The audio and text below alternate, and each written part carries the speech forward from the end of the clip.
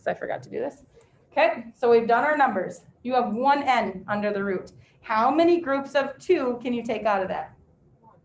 None. Okay, so he just has to stay underneath. He can't come out. Oh, but if he can't come out, bring it up. Right, so let's do another one. Let's try number 3 right underneath it. 512. What times what is 512? 64 and 8? That works. That works.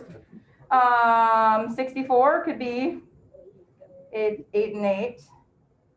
Now, okay, first hour asked me this question, which it's a valid question.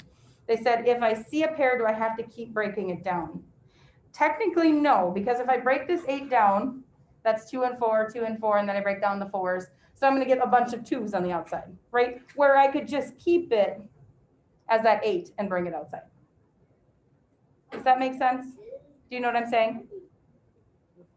But It's not wrong if you break it down by any means.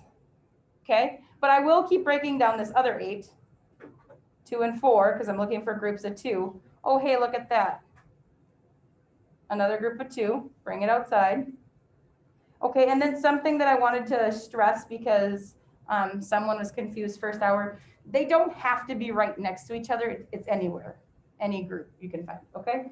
This is a leftover 2, so he stays where?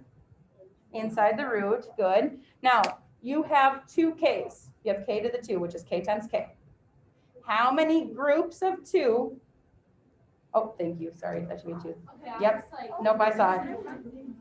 My brain doesn't sometimes connect. Okay, I have k times k. I have 2 k's. How many groups of 2 can I take out? 1 group, right? So I'm going to put 1 group on the outside. So groups are on the outside. How many are left over? I took a group of 2 out. How many are left over? 0. So I don't need any k's underneath. But how do you know you can take out? Okay, so another way to explain it is this k squared, right, is k times k. Looking for a group of 2. Oh, hey, there's a group. Bring it to the outside. So if it was k to the 4, you can take out 2.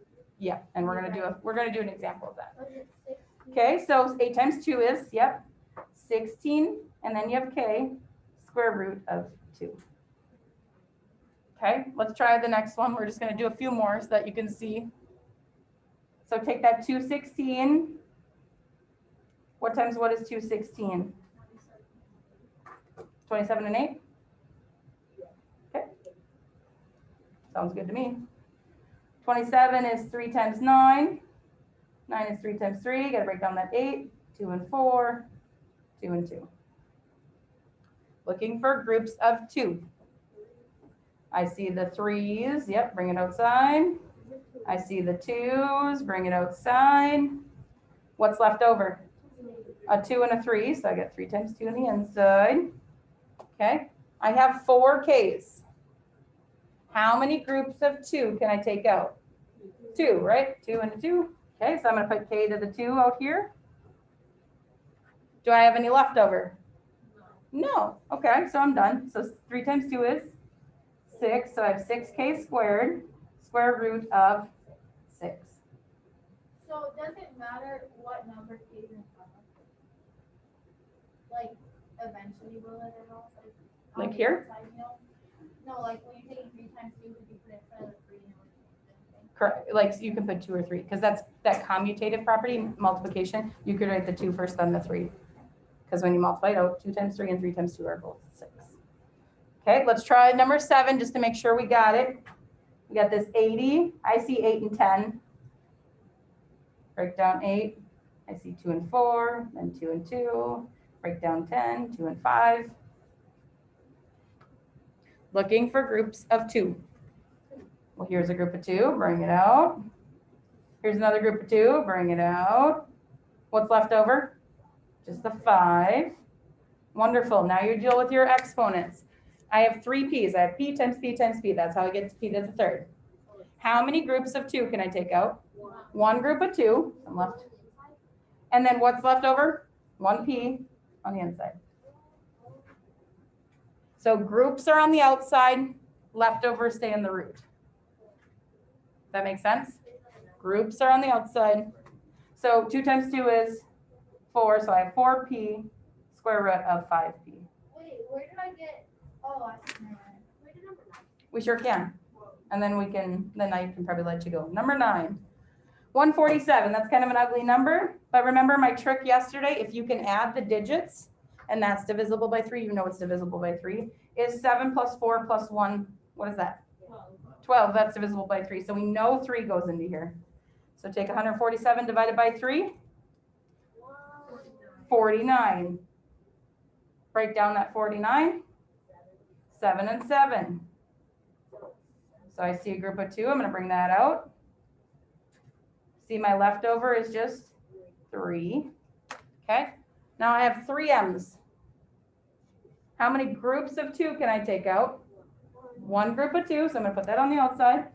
If I took that group of 2 out, how many am I left with? 1, he goes on the inside. Same for the ends. How many groups of 2 can I take out of 3? 1 group, oop, got wild. 1 group of 2, and then what's left over? 1. So I have 7 mn square root of 3 mn.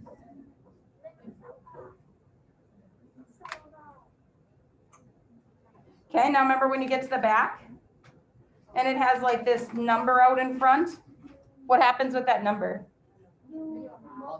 You just multiply it at the end, right? Whatever you take out, multiply with that. Wait, on the inside, right? On the outside. Oh, yeah.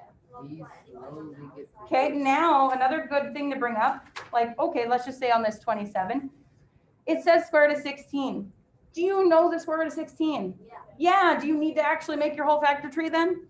No, what's the square root of 16? 4. So you're gonna have a 3 on the outside from before, a 4 on the outside. How many groups of that x can go out? 2 groups. How many are left over if I took 2 groups out of that 4? Is there any leftovers on the x? No. Okay, now my 4 y's, how many groups of 2 can I take out? 2. Wonderful. Can I take any groups out of the z? No, so he needs to stay where? Inside the root. So 3 times 4, what is the square root of 16? 4, that's why. Okay, so now we got to take that 3 times the 4. 12 x squared y squared square root of z. So if you know it, you don't have to do the factor tree. Now it's not going to be wrong. You're still going to get it, but you might as well save yourself some time.